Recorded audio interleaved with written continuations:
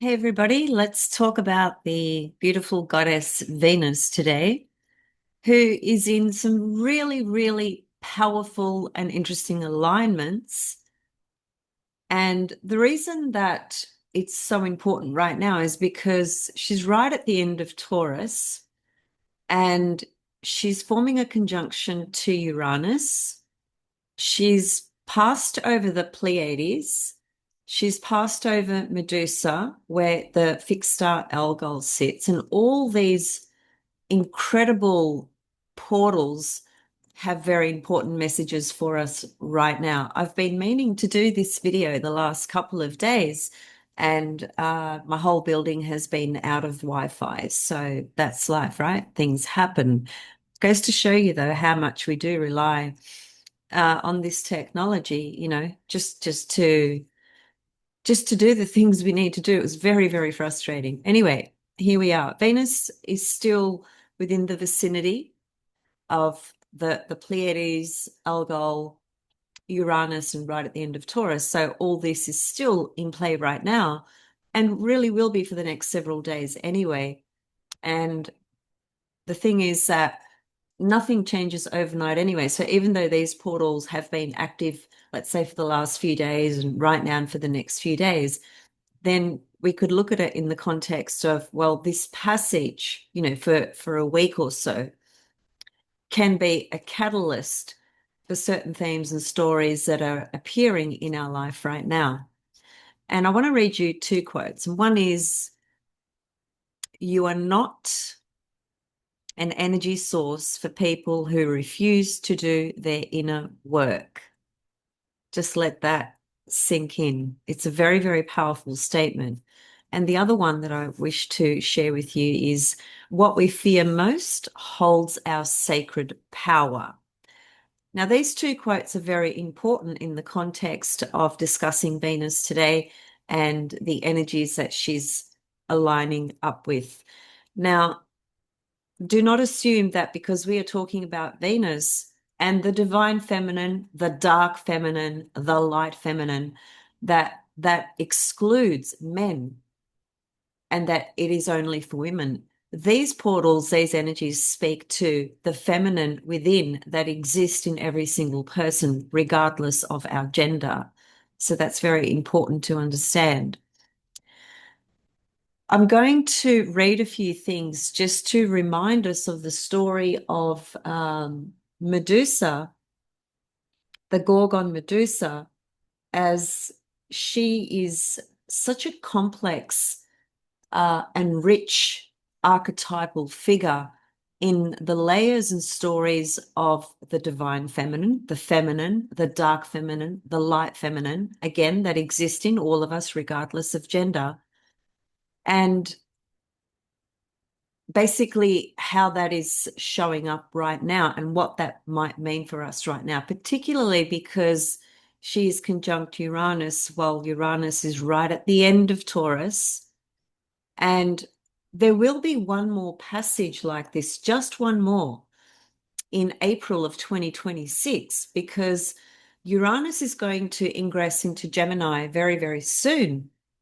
And that unto itself is going to be another video. So I'll come back for that. But even though Uranus moves into Gemini, it will go retrograde. And then in April next year, it will be back at 29 degrees of Taurus.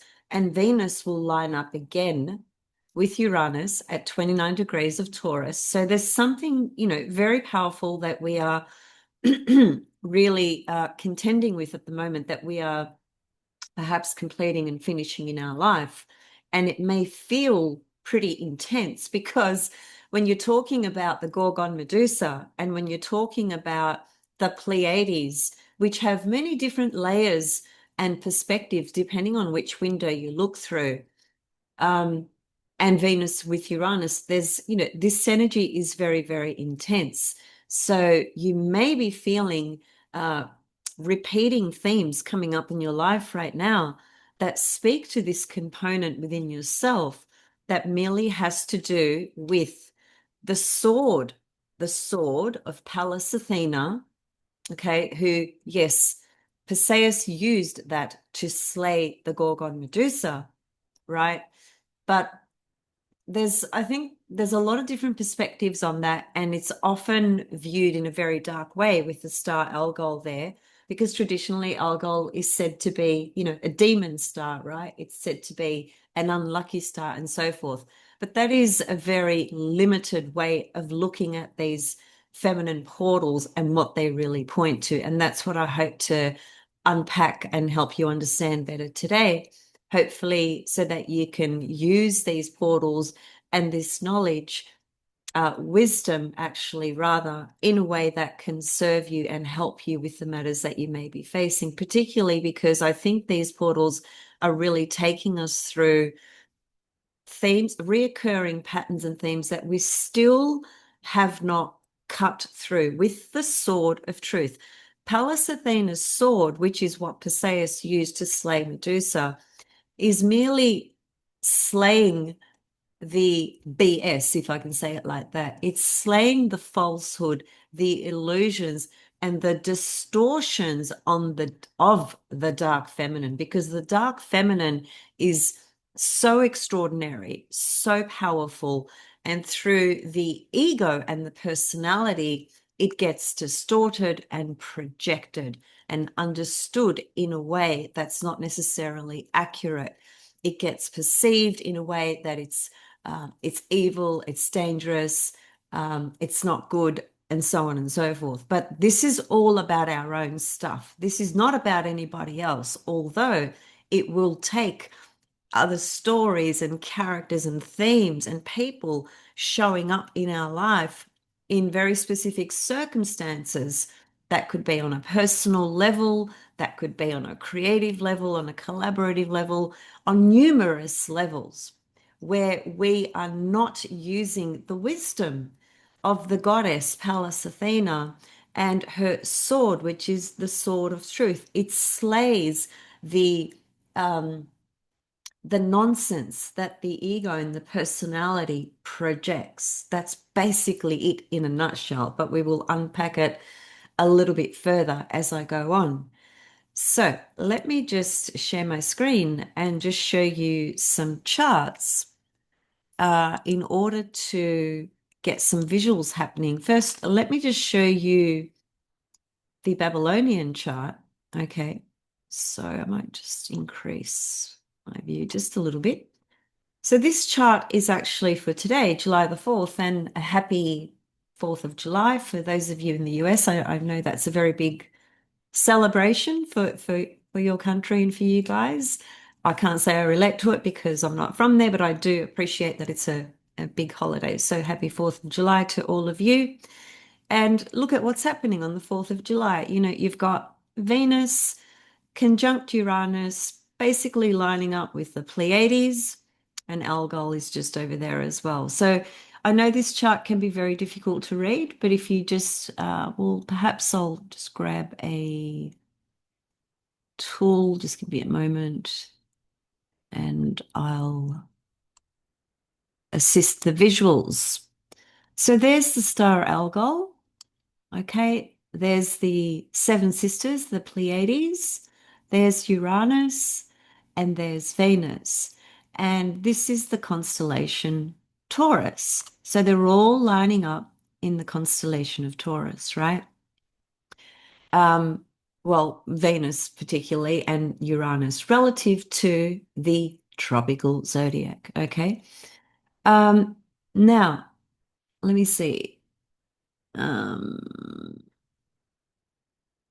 so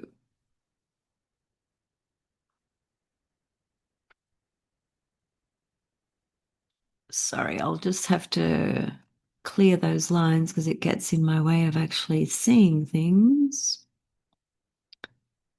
And let me just get rid of that.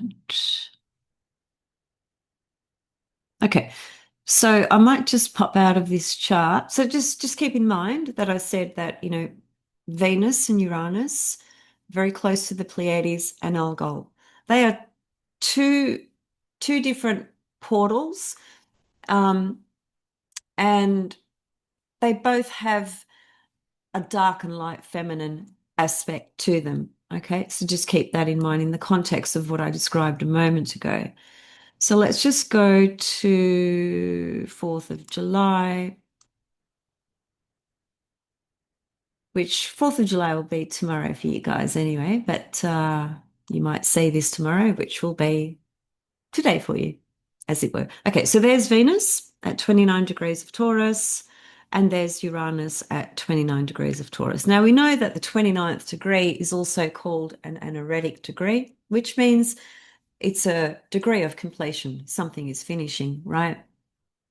So the other thing that's really important with this is that relative to Venus, which is what we are talking about today, Venus at the moment, as we speak, is the morning star. Okay.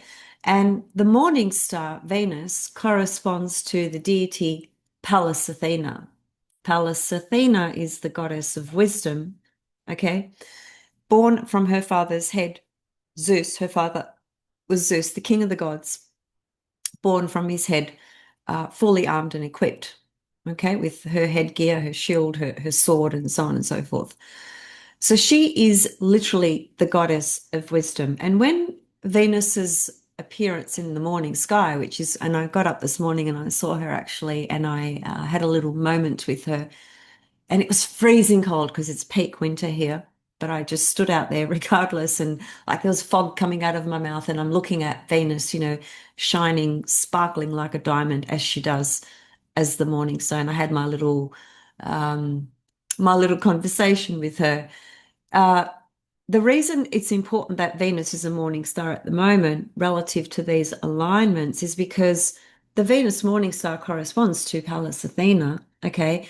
And here she is lining up with Algol, with the Pleiades. Now, Algol is part of Medusa. It's the star that sits in one of, I think it's, I can't remember if it's the left eye or the right eye of Medusa, which blinks in random times. It's a binary star that just blinks in random times. That's an unusual sort of astronomical phenomenon, but it's quite comical from a mythological level. Um, I was thinking about that this morning, and I just thought, and this is a very personal story, but I'll just bring it up very briefly. When my father was in hospital, and he was conscious and because he went into coma before he transcended this world. And this is very hard to talk about. It's very emotional still 8 years later. But anyway, I just remember a moment where I was sitting there with him in hospital. This is while he was conscious, and my father was his name was Achilles, still is Achilles. He was such a true archetypal Achilles warrior. He really was. And even though he was in hospital, and I think he knew that he was going to be leaving not long after that time, he was still, his spirit energy was so powerful and so strong and so high. His vibration was so high, regardless of what was happening to his body in this material world. And I remember having my phone there and playing this particular Greek song to him. And I was just testing his presence. I just wanted to see how in tune he was with me in that moment because he was a very musical person, as am I. And we loved music. We listened to music together all the time. My whole life, music was playing all the time in our home. So I played this Greek song for him that I think was from the 1950s that I knew he loved. And I said to him, I'm going to play a song for you, and I want you to tell me who the artist is. I was just testing just how present he was. And it literally, the song played for about 2 seconds, and he just quickly told me the name of the song and the name of the artist. And I looked at him, and then he looks at me and he just gave me this wink like that, right? And smiled at me. And this was a man who was ready to leave the world. That was his energy, his attitude, and his presence. I'll never forget that moment. There were many moments, but I'll never forget that one. And I was thinking about that this morning in the context of this star Algol, which winks, right? And I see that as it's kind of like a mystical, cryptic sign of Medusa, right? Who was actually a gorgeous, absolutely gorgeous woman, right? She had a couple of sisters, and they were not pretty like her. She was the prettiest one. And the story goes that, she was raped by Neptune, actually, in the temple of Athena, okay, Pallas Athena's temple. And Athena lost her shit, basically, and because she's a virgin goddess, and that sort of activity is a no-go in her temple. And because that incident took place in her temple, she punished Medusa for it, okay, and turned her into this ugly, ugly monster, as it were. Um, so let me just backtrack. So I've lost my train of thought there. So, okay, so that's right. The point was that she was this beautiful, absolutely gorgeous, divine feminine goddess, and she was turned into this ugly monster, okay, through an alleged act that she did not approve of. I say alleged because two, there are several stories, and two of them, in one, it is said that she was raped, and then in another one, it says that she willingly went along with it. Now, we don't know whether it was one or the other, but what we do know is the course of action that Pallas Athena took as a result of what she came to know. And these stories are metaphors. That's what they are. They are literal, but they are also metaphors and symbols for us to understand our own psyche. Um, Now, Venus is a morning star at the moment, which is the goddess Pallas Athena. So she holds the sword of truth and the sword of wisdom. Now, when she gave the sword to Perseus to slay Medusa, she gave him the sword, and she gave him her shield in order to deflect, actually, um, the Gorgon's gaze towards him, because at that point in time, as she had been transformed into this monster, as it were, she was so incredibly powerful that anybody who dared to look at her would turn to stone. Again, that is a symbol and a metaphor for our own ego bullshit. In other words, when we are looking at things through our personality and our ego, and our very limited perspective, and we are not using the wisdom of Pallas Athena and the sword of Pallas Athena to cut through the illusions. And so, therefore, we are just projecting BS or seeing BS. We're not using the tools of Athena, which is the sword of truth and which is her shield. The shield actually, what it does is, let me just read something to you because I wrote it down just to be able to explain it really clearly. So the sword is the truth of wisdom, okay, which is the sword of goddess Pallas Athena. What happens is when Perseus cuts Medusa's head, the head is not lost. That's our head. That's a symbol or a metaphor for our own head, our personality, our ego, right?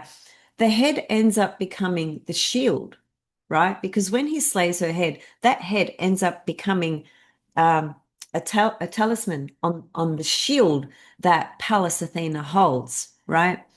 So Medusa she's the keeper of divine rage. That is the distorted uh, divine feminine through the ego and the personality that all of humanity holds in their psyche, right? So she's the keeper of that rage. So anybody that gazes into her, basically the gaze turns the falsehood into stone. That's what happens. So that part of the story where it is said that if you dare to look at Medusa, she'll turn you into stone. That's simply a metaphor for if you're not looking through wisdom and with the sword of truth, then you are looking at the falsehood of things and you are fucking disillusioned.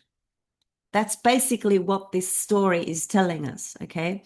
So Athena's sword cuts through the veil of the BS, which this is a very important story at the moment because this is happening, right, collectively at the most maximum level that we have experienced in this lifetime, at least, relative to the transitions that are happening on the earth, right? The veil is so thin. There is, there are so many things that we thought that were real or that were true, whether it's historically or otherwise, that are just being smashed to smithereens. Well, this is what's happening, right? Especially while Venus is traveling in the sky at the moment as a morning star. She is the goddess Pallas Athena at the moment. So she's basically moving through the entire cosmos with her sword of truth, and she's slaying all the fucking illusions. She is slaying through the veil of all the lies. And because of all the other characters, i.e., planets and goddesses, because of their particular position zodiacally in the sky at the moment, they are contributing to this story. They are adding their layers. For example, the Saturn-Neptune conjunction. The Saturn-Neptune conjunction in Aries, which hasn't perfected yet, it will next year in February. We are just getting a prelude, right? A small little glimpse of what's to come. So these two archetypes are really at the core, the center of what the fuck is going on in this world and in this reality. I've seen so many different writers, speakers, articles, blogs, videos, you name it, whatever, and the common thread, the common theme in all of these that comes up is no one knows what's real and what isn't anymore. Everyone is so confused with this reality. So we are very, very lucky that Venus is the morning star at the moment, and she is the slayer of all the falsehood that's basically being smashed to smithereens. Now, so Athena's sword cuts through the veil to sever all the falsehood, to liberate the divine feminine from falsehood. Another way of looking at it, we can say it's the hero or the heroine's journey that must face Medusa. This is what Venus is doing at the moment in her zodiacal position in the sky.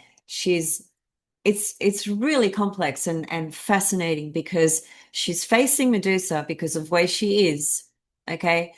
Basically at the 29th degree of Taurus, which is right next to Algol, star Algol, which is Medusa, right? And so here she is in this zodiacal position, facing the Medusa, okay? That's us facing the Medusa. When we are facing the Medusa, we are facing our own bullshit, if I can just put it like that. That's what this opportunity is. It's to face our own bullshit, to face our own old patterns of stories that we have co-created, embodied, have been disillusioned about, old habits die hard, all that sort of stuff. We have an opportunity to face all this stuff right now, to be the hero or the heroine of our own life story, right? In the background of this chaos that's happening in the world. And even though it's a lot of it is very dark and a lot of it is very disturbing and very, very distressing, it is still an opportunity for us to evolve and grow and use the sword of truth and the wisdom to gaze into Medusa. If we gaze into Medusa with our personality and ego, we turn to stone. That is, we sit with our bullshit and we cannot see through it. We cannot identify the truth. But if we come through without looking into Medusa through the personality, gazing at Medusa from that level and we use the wisdom of Pallas Athena and the sword of truth. Now, these are symbols and metaphors that we all have access to internally. That's the point. When we come at it from that level, deeply within us, we can actually slay the BS, basically. And that's what these portals speak to. So think about these themes and the symbols that I'm speaking to. We can think about it collectively, of course, but we can think about it, individually relative to our personal story and what's showing up at the moment that we need to face and be honest about and slay with the sword of truth, Goddess Pallas Athena. Let me see. So when we are doing that, basically because in the collective unconscious, there's a buried traumatic, I've just made notes, so I'm reading. There's a buried traumatic shadowed feminine within the psyche of the world. Okay, that's why you have this distorted perspective of the dark feminine, which, yes, when it's projected and distorted, right, and it gets played out in the external world, as it were, in the material world, of course, it's going to come up through our own distortions, our own inability to integrate the power of the dark feminine, because there is tremendous power in the dark feminine. The problem is that we don't own it. And disowning it is actually a disservice to ourself. That's what it really is. And by disowning it and therefore creating this disservice to ourself, our personality and ego just projects it and perceives it all around us and finds a hook, right? To say, oh, it's him or it's her or it's this or it's that. That's the problem. This disowning is a problem, period, in humanity. It's the disowned aspects of ourselves, the fragmented, disowned, projected aspects of ourselves that create our own problems in our own life. It's nobody else, it's us. And what I'm saying with these passages of Venus at the moment, being in the position she is, right at the end of Taurus, close to the Pleiades, close to Algol, conjunct Uranus, we have this extraordinary opportunity to face these aspects. And we will again next year in April of 2026. So it's kind of showing us that we have now, the moment right now, and we have another go at this, which might be chapter 2, to deal with this again next year, right? But after that, Uranus will be in Gemini. Okay. Now, let me just go to the Pleiades for a moment. But before I do, there's just a couple more things that I'd like to share about Medusa. And I've just got it here in my phone. So if you just bear with me. So Athena, goddess Athena, she doesn't kill the feminine. Okay. What she does is she integrates it. I'll expand.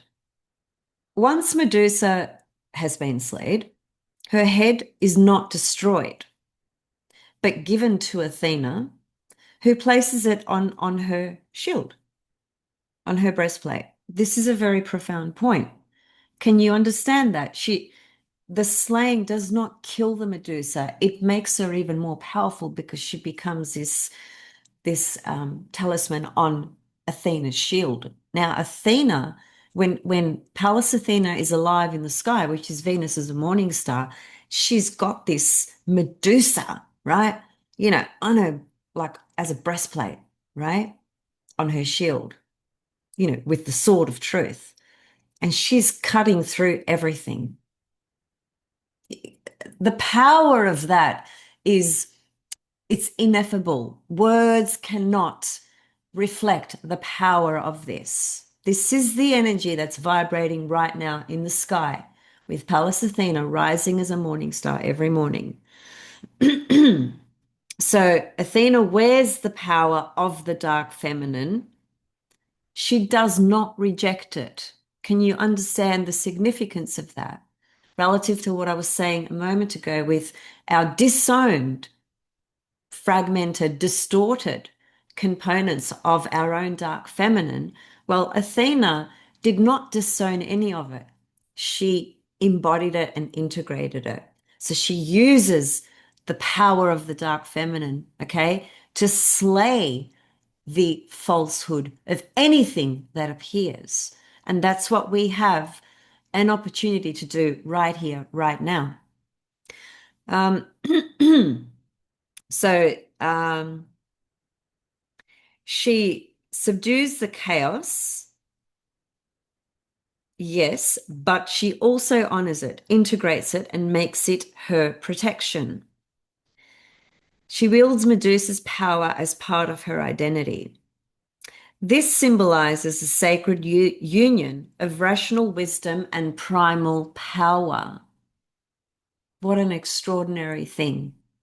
When we integrate that dark feminine and we're not scared of it, we own it, we embody it, and then it becomes a union of primal power and rational wisdom, the union, the marriage of the two internally within us. Excuse me while I have a drink. Okay. So the sword is another way to understand it. It's when we have discernment in our life. Discernment is such a developed gift in an individual, and not every individual is able to discern. So discernment is very, very valuable for so many different reasons. And the sword can be seen in this way as well, that the sword discerns the truth no matter what. It just has that ability. I'll just see if there's anything else I want to read from this. So the sword cuts through illusion, slaying Medusa, which is not about killing the feminine power. It's about releasing it from distortion. Not about killing it. Athena did not kill the feminine. That is again a metaphor for us to work with our own darkness. Carl Jung said, I'll have to paraphrase, but it was something to the effect of, um, seeing light and dark, whatever we're seeing out there, it's just our own projection, our own reflection. We can't sort of be whole, as it were, if we are projecting the light and the dark out there, saying, oh, okay, that person is angelic, okay, that person is demonic. Well, bring it back to yourself. We can be demonic and we can be angelic. We can be both. The point is to not identify with one or the other, but to integrate it in such a way that it becomes whole and it's unified. When something is whole and unified and centered, it acts from its form of purity versus being distorted or blocked or inhibited or projected. Okay, so I'll leave it there for the Medusa element. Now, the Pleiades, I wanted to bring in some Babylonian material from it, but I was waiting to have a chat with Roman, and I haven't had an opportunity to do that with him. Perhaps I'll be able to bring him on and ask him to speak to the Pleiades for all of us from his understanding, which will be incredible. we'll see when that it'll be sometime in the near future. He's very busy at the moment with he's got a big program coming up in the next few days, so he'll be flat out. So I'm unable to connect with him at the moment. So I'm going to have to bring in the Pleiades, just from perhaps more from the Greek pantheon, uh, and just some ideas around what it means with Venus and Uranus right there at the moment, as well. So the seven sisters, who are the Pleiades, again, as I said at the very beginning, the Pleiades are viewed in many different ways depending on which lens you are looking through. There's the star seeds that I have a belief they are from the Pleiades, and they are here for a particular purpose on the earth, being a star seed, and so on and so forth. There's all of that. Then you've got the stories of the seven sisters themselves, who Orion basically chased and tried to harm them and so forth, and then they were turned into stars so that they can be protected, right?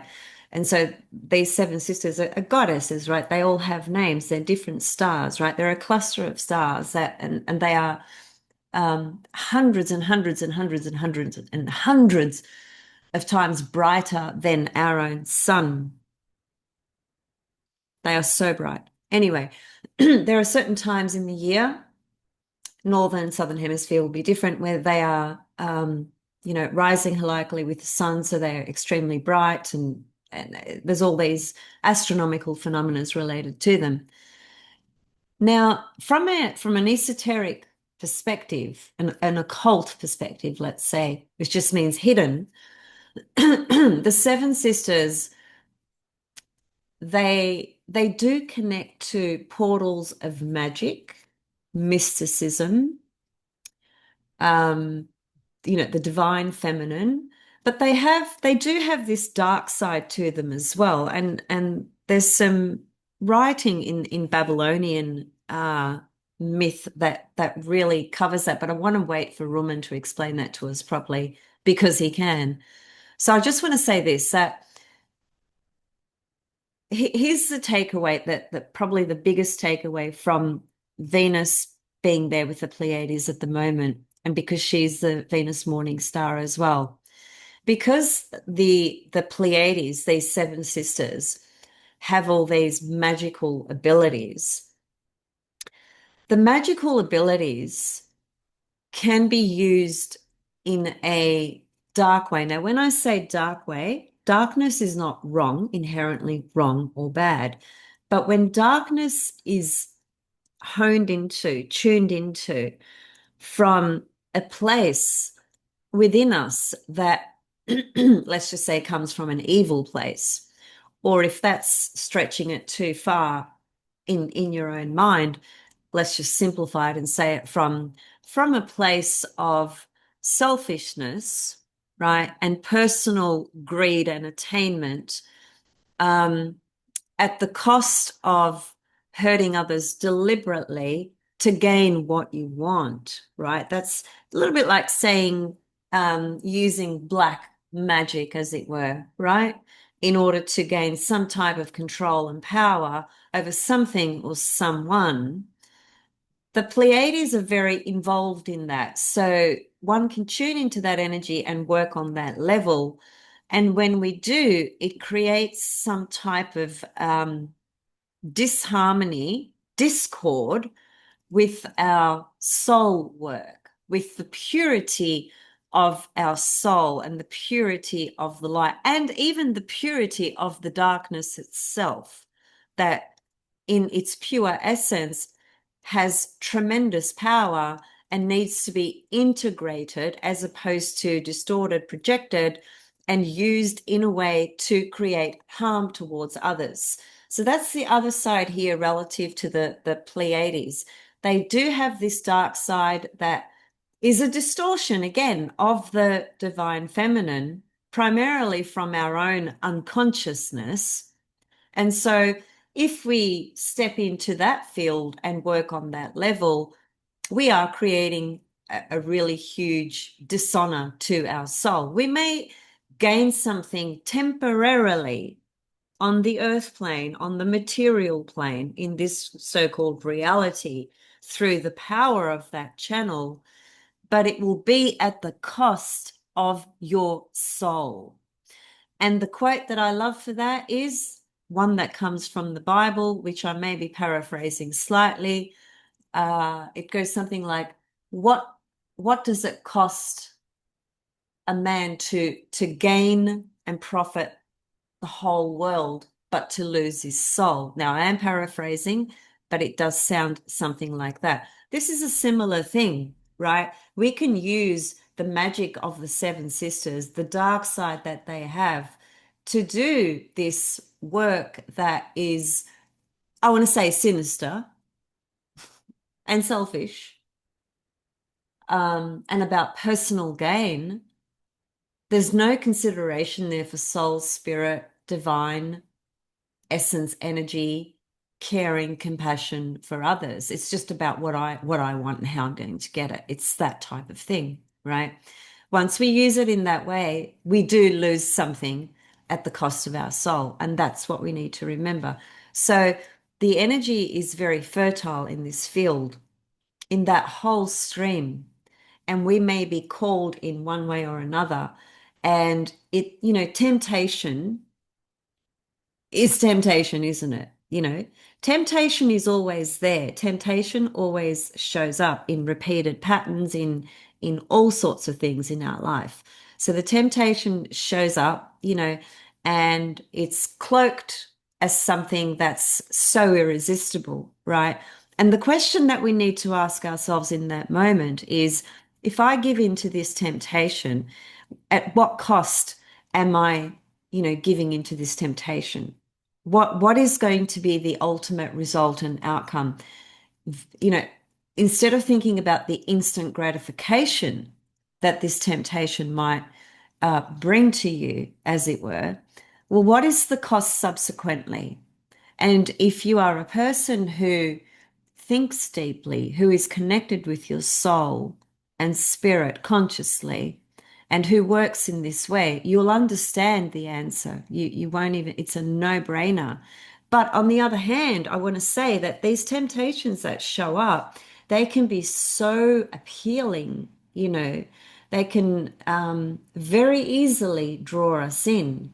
And so it is our responsibility to be aware of that and to discern, right? And to be conscious about the actions that we take in this time. And if you put all that into the context of your own personal life story, it really just comes down to a couple of very simple things. And that is that this is a time to really tune into our own divine, dark and light feminine power so that we can make it more whole and integrated as opposed to distorted and projected. And finally, I'll just finish up with Uranus being here as well, which I haven't spoken to yet. And I'll just say this, it's very simple with Uranus, although it can be very tricky as well.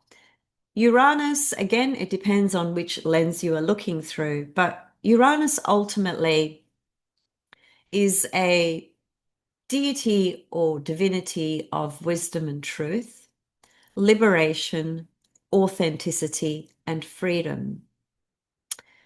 He was the one that stole the fire from the gods, right? And gave it to humanity, okay? And was chained to a rock and had his liver, pecked on 24 hours around the clock, as it were, by a vulture. And his liver would just repair, and then the vulture would come back and peck at it again, right? That was his punishment by Zeus for stealing the fire from the gods and giving it to humanity. Now, the symbolism to that is very simple. Uranus is the one that helps us awaken from distortions and delusions and lies and falsehoods and BS and the like. Thus, it corresponds to being really authentic. So the fire is consciousness. So when you have Uranus next to Venus in the story in the context of everything else I've explained, well, that just adds another layer of opportunity for us to really free ourselves up from falsehood and old habits and patterns that we have been in denial of or unable to identify or recognize or unable to be honest and authentic about. So Uranus can come in as an ultimate liberator to help us, remove the shackles of falsehood, right? To remove those old frameworks that we've been holding on to, right? As if they are, the be all and end all, the alpha and the omega, the ultimate truth, right? So this is an opportunity to, again, liberate from a lot of those sorts of themes. Now, this can be personally, professionally, or otherwise. It just depends on your life circumstances. So the other thing about Uranus, though, it can, just at a more, well, two levels, another two levels, on a mundane kind of psychological level, Uranus can bring in some excitement. It can, razzle dazzle Venus. It might just be a portal where there's some excitement that comes in, creatively or romantically. That's an option as well, or a possibility, of course. But that's more of a it's not superficial, but it's just more of a how can I put it? It's just more of a personality based kind of level, right, of the Venus Uranus conjunction. Some excitement. You might meet someone randomly, unexpectedly, that just creates some zaza zoom in your life for a few days. It might lead to something, it might not. That's neither here nor there. The deeper, right, implications are all the things that I've spoken about before this point. The other thing that Uranus also brings in, which is not so pleasant, is shock. And the shock can be very traumatic. And that depends again on our personal circumstances. And because Uranus is the archetype that corresponds to unpredictability, you cannot predict what it's going to bring. So those are some other layers. But because, both Venus and Uranus are right at the end here at 29 degrees, there's something quite poignant that is trying to finish, is trying to end in order for you to actually align yourself with a greater sense of deeper, more truthful authenticity, and deeper understanding and alignment of the power of the dark and the light feminine within, right? And I just want to show you the chart for next year when this occurs again. So check this out. It's just a few days after my birthday next year. There's Venus and Uranus again at the last degree of Taurus. So it's coming again, guys, one more time. So everything that I've spoken to now is going to be relevant again in the same way, but slightly different next year in April, because on this date, Venus at the 29th degree of Taurus, in this part of her cycle, she will be the evening star. And the evening star is completely different to the morning star Venus. Thus, I will return to speak to the energies at this time next year. Let's just see what else will be going on. Look at that. There will be a Mars, Saturn, Neptune conjunction in Aries. Okay, that's going to be very, very interesting.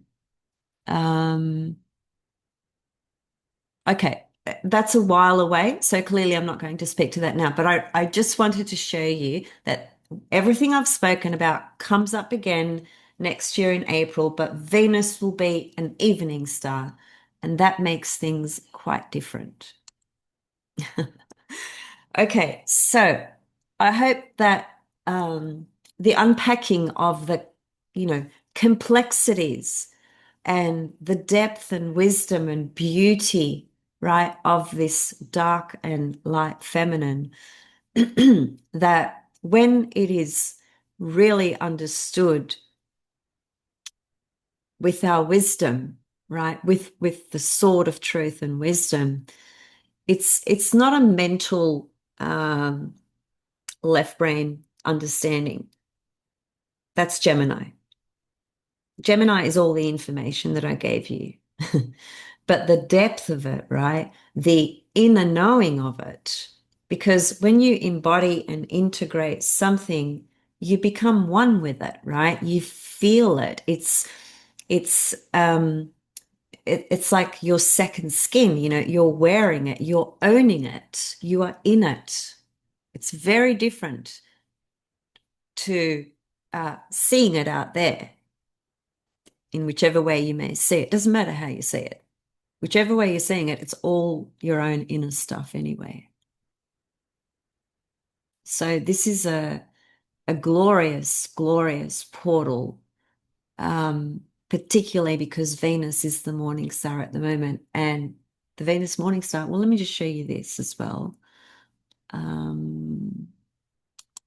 have shown this before, but I'll just show it to you one more time.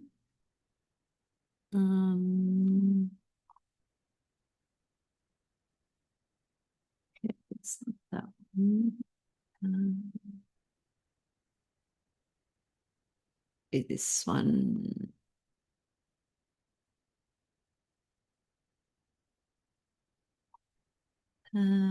Okay, yeah. So this is Ruman's graph, and this is the cycle of Venus. I've shown this several times, right? He showed it in his video that we did a couple of years ago as well. Okay. Can you see the Gorgon Medusa? See her right there? See Pallas Athena? So this is where we are at the moment. We are in this part of Venus's cycle. Venus is direct. She's the morning star, which also corresponds to Ishtar of Akkad. Ishtar is Venus. Ishtar of Akkad was Venus in Akkad is a city or was a city in Mesopotamia, Babylonia. Okay. And she was the divinity of war. And so the Venus morning star corresponds to her. Now, this is where we are at the moment. Venus is the morning star. So she's Ishtar of Akkad, she's Pallas Athena. When Venus becomes morning last, which is going to be sometime in December, perhaps, it'll be different based on different latitudes. Well, I'll come to that later towards the end of the year because that's going to be an important transition. But when she finally disappears out of the morning sky, she becomes invisible. And this is her long period of invisibility. This is where she becomes the Gorgon Medusa. Venus becomes the Gorgon Medusa. She goes into this dark sphere. This is a long period of Venus not being visible in the sky.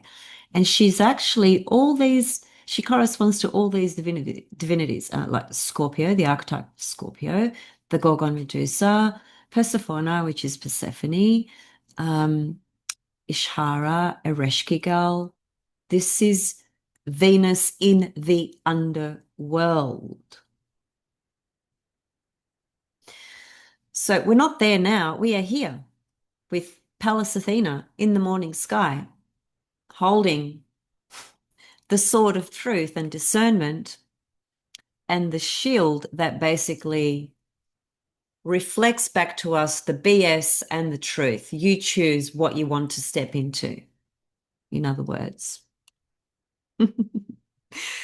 I honestly can say that when I speak to this wisdom, which I feel so blessed to understand and to be able to communicate and share with you, I honestly feel so blessed. And when I share this with you, my soul delights. I've had some difficult shit going on the last, week or so. We all do, right? Everyone has shit going on. But it's just so fascinating to me that I'm such an empath, right? Such a sensitive soul, and I'm so acutely aware of energy, everything all around me. Moon in the first house. Moon in the first house. What does the moon do? It absorbs energy. The only two bodies out of all the planets that absorb energy is Neptune and the moon. That's it. The rest of them push energy out or connect, but they don't absorb like the moon and Neptune. So even though there's been some difficult things going on and, my mood's kind of been, up and down, whatever, right? Sitting here right now sharing this with you, my soul is in pure bliss and delight. And it always is when I'm speaking to the sacred language of the sky, the wisdom of the stars. And yesterday I was also thinking about a very simple thing. Um, just relative to the context of difficult things going on and how there can be so much pain over here on one hand, and then on the other hand, there's so much beauty as well. There's so much love. There's so much, you know, creation, creativity, joy, abundance, bliss. All these things exist in the same place at the same time. And we can never have one without the other in this material existence. So, I too was tested with this Medusa. Yeah, with this Medusa portal and the Pleiades and Venus just in the last couple of weeks as it was leading up to it. I was given such a big test. I'm not going to go into the specifics, but it was very personal and it was very, very painful. And I had to face that Medusa myself. And I had to bring in the discernment, the sword of truth to myself, not even about the other person, just about myself in that situation. It's been a powerful journey just in the last couple of weeks. And it's not over yet because actually Venus, she will go into Gemini, right? I think tomorrow. And where are we? That's next year's chart. Let's just go back to 4th of July. Yeah, by tomorrow she'll be at 0 degrees Gemini, and the Pleiades, right, are also they're in a zone that connects to the last degrees of Taurus and the early degrees of Gemini. So she's already gone past Algol, but that's still within orb, right? And her connection to the Pleiades will be with her there while she's in Gemini as well. And yeah, actually, let me just bring something else up very quickly because I forgot this. So there she is in Gemini, and look at that. Okay, so she goes into Gemini. Uh, let's just see. What is it? It'll be the 5th of July. Okay, 5th of July. All right, there she is. And Uranus goes into Gemini, right? A couple of days later as well. So 8th of July, right? It'll be 7th for you guys in the Northern Hemisphere. And while these two are there at 0 and 3 of Gemini, they are actually in the heart of the Pleiades as well.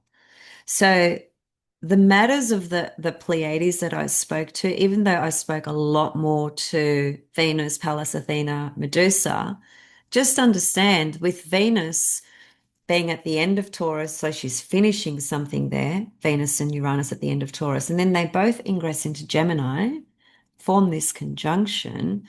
That's a new portal, that's a new energy. And so I think that can speak to a lot of new knowledge that can come to us again from the goddesses, from the sisters, the seven sisters, the Pleiades.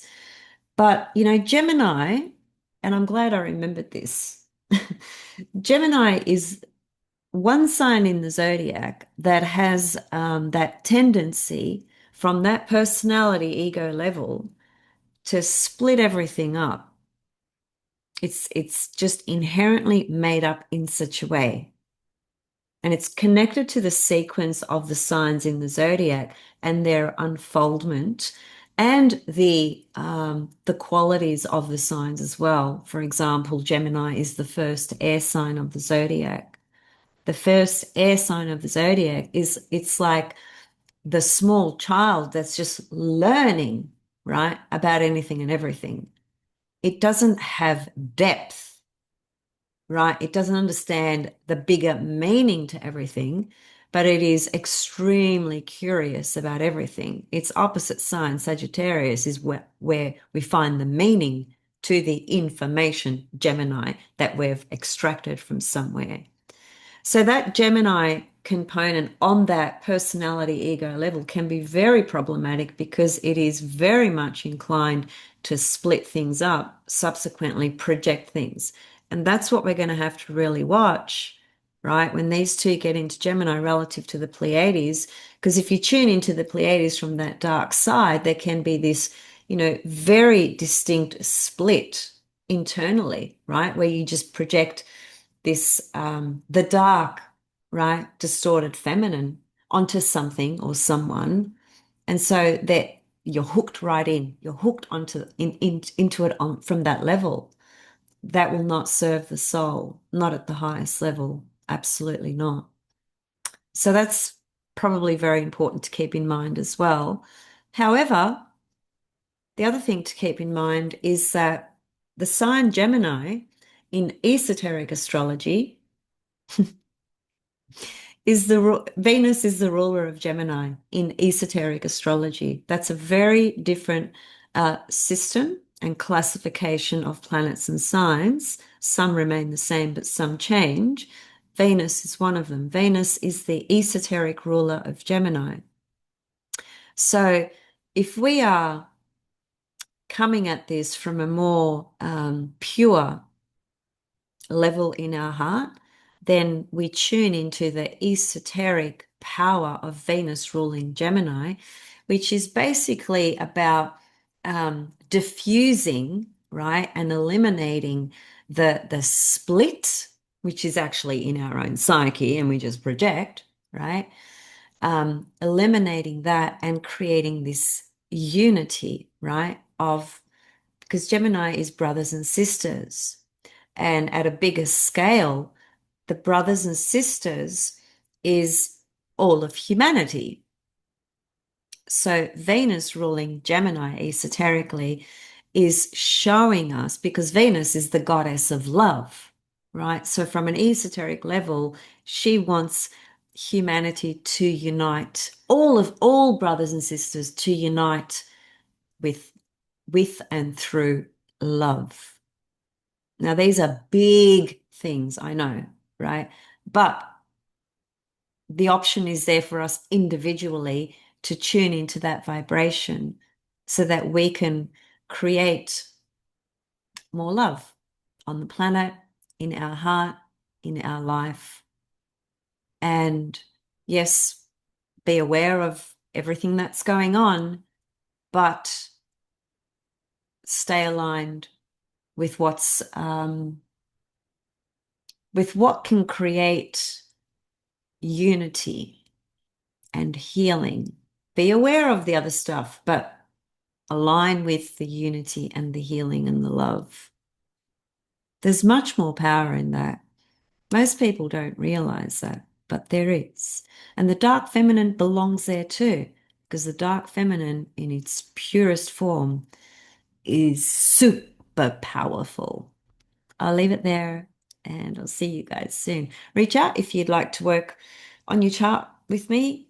There's thousands of things we can look at and explore together. See you soon. Much love. And I hope you really feel the energy of the almighty Pallas Athena and Venus in the context that I've shared. Because if you do, and you work with it in your own personal way, um, there's it's inevitable that there will be undeniable